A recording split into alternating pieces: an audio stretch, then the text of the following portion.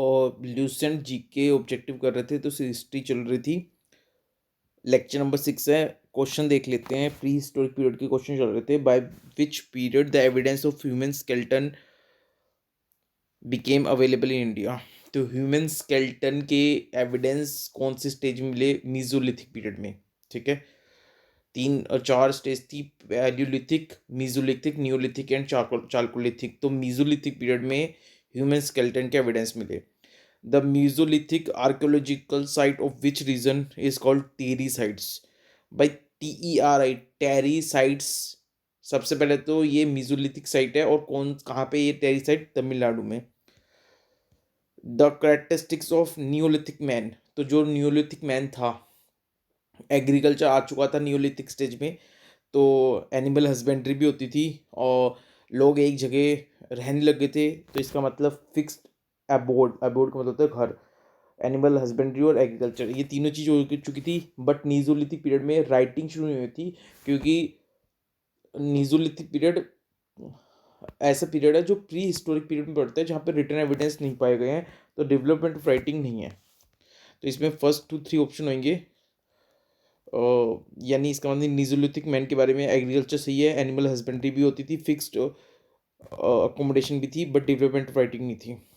Man move from food gather to food producer. तो सबसे पहले पैलियोलिथिक में वो फूड गैदर करता था, न्यूलिथिक एज आते थे, एग्रीकल्चर शुरू हो गया, तो वो फूड प्रोड्यूसर बन गया। Earliest evidence of agriculture has been found in India from. तो अर्लीस्ट एविडेंस ऑफ एग्रीकल्चर कहाँ से मिलते हैं? मेहरगढ़ से। ठीक है, और मेहरगढ़ वहाँ पे है। आज का जो बालूचिस्तान है, वेस्टर्न बलूचिस्तान, वहाँ पे है। ठीक है, यानी पाकिस्तान में है। First food grain use by man. तो first food grain use by man, तो पहला फूड ग्रेन कौन सा मैन ने यूज किया था? वीट। कई बुक में बार्ले भी है, बट वीट इसका सही आंसर है।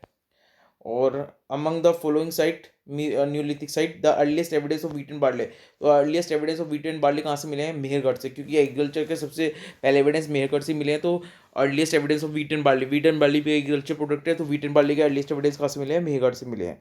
ठीक है, और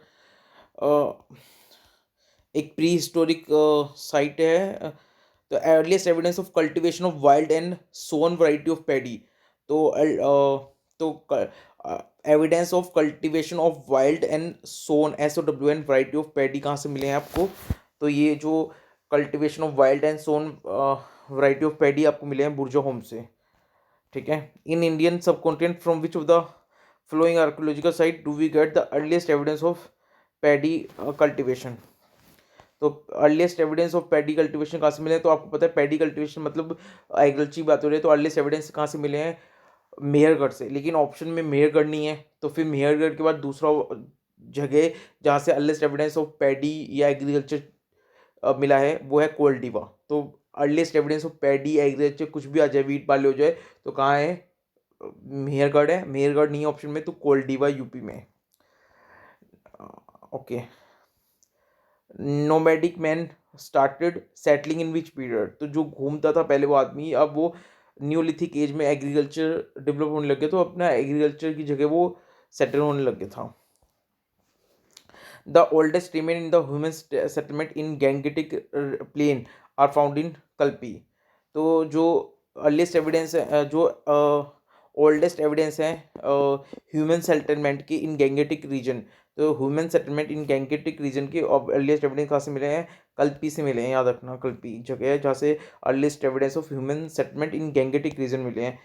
ओके, इनमें से कौन सी न्यूलिथिक साइट है जहाँ पे एविडेंस ऑफ पिट ड्वेलिंग मिले हैं? तो मैं आपको बताता हूँ, पिट ड्वेलिंग का मतलब होता है गड्ढे खोद खोद के रहना। तो पिट ड्वेलिंग के एविडेंस कहाँ से मिले? बुर्जोहम। बुर्जोहम कहाँ पे? कश्मीर में है।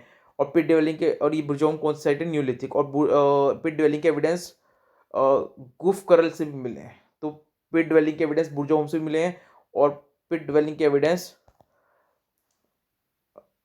गुफ करल से भी मिले हैं। और ये गुफ करल और ये जो गुफ करल है और ये बुर्जोहम है, ये दोनों ही क्या है? ये न्यूलिथिक साइट है। ठीक है, ओके। और अगर पूछ लें कि पिट ड्वेलिंग के एविडेंस कहाँ से मिले हैं, तो बुरजाम आपको पता है कश्मीर, बुरजाम नहीं दे रखा तो कश्मीर पे आप टिक लगा सकते हो क्योंकि बुरजाम कश्मीर में ही है। और जो पिट ड्वेलिंग है वो कौन से कल्चर से रिलेटेड है, तो जो कश्मीर वैली का न्यूलिथिक कल्चर है उससे रिलेटेड है पिट ड्वेलिंग। तो पिट ड्वेलिंग गड्ढे खोद के रहना, ये कौन से कल्चर से रिलेटेड है, कश्मीर के न्यूलिथिक कल्चर से रिलेटेड है। ऐश जो माउंड है, ऐश माउंड वो क्या रिप्रेजेंट करती है, तो जो न्यूलिथिक कल्चर में जो कैटल कीपर थे, यानी जो कैटल को पालते थे न्यूलिथिक कल्चर में, उनके बारे में ऐश माउंट बताती है। तो जो ऐश माउंट है, ऐश माउंट का मतलब होता है राख से बने हुए छोटे छोटे पहाड़ बन जाते हैं। तो ऐश माउंट फ्रॉम डेक्कन क्या रिप्रेजेंट करती है, तो न्यूलिथिक कल्चर में जो कैटलर कीपर थे उनके बारे में बताती है। ऐश माउंट न्यूलिथिक कल्चर से रिलेटेड है, और ऐश माउंट न्यूलिथिक कल्चर से रिलेटेड है। और कौन से रीजन में ऐश माउंट के एविडेंस मिले हैं, तो ऐश माउंट के एविडेंस मिले हैं साउथ में, साउथ की तरफ, साउथ इंडिया में। अच्छा, व्हील जो है वो कौन से पीरियड में इन्वेंट हुआ था, न्यूलिथिक पीरियड में। तो जब एग्रीकल्चर आया था न्यूलिथिक पीरियड में तभी व्हील इन्वेंट हुआ था। अच्छा, अब दो क्वेश्चन है, ऐसी कोई जगह जहाँ पे मास्टर के साथ उसके कुत्ते को दफनाते थे, और ऐसी एक जगह जहाँ पे मास्टर के साथ में उसकी बकरी यानी गोट को दफनाते थे। तो मास्टर के साथ उसके कुत्ते को दफनाते थे कहाँ पे, बुर्ज होम में, और मास्टर के साथ उसकी बकरी को दफनाते थे, गोट को दफनाते थे कहाँ पे, मेहरागढ़ में। तो कुत्ते को मास्टर के साथ कहाँ दफनाते थे, बुर्जा होम में, और बकरी को, गोट को अपने मास्टर के साथ कहाँ दफनाते थे, मेहरगढ़ में। फिर एक दे रखा है, आप बताना दो चीज़ दे रखी है और भी, दोनों दोनों में से कौन सा ट्रू है। तो पहला पढ़ते हैं, with reference to pre historic India the mostly neolithic implements are available from agriculture sites. तो जो न्यूलिथिक इम्प्लीमेंट्स मिले हमें वो मोस्टली एग्रीकल्चर साइट से मिले हैं। तो सही बात है क्योंकि न्यूलिथिक स्टेज में एग्रीकल्चर आ गया था, और आदमी जहाँ पे एग्रीकल्चर करता था वहीं पे रहता था, तो वहीं पे इम्प्लीमेंट यूज़ करता हुआ, तो इसलिए जो मोस्टली इम्प्लीमेंट मिले न्यूलिथिक एज के वो एग्रीकल्चर साइट्स हैं। ठीक है।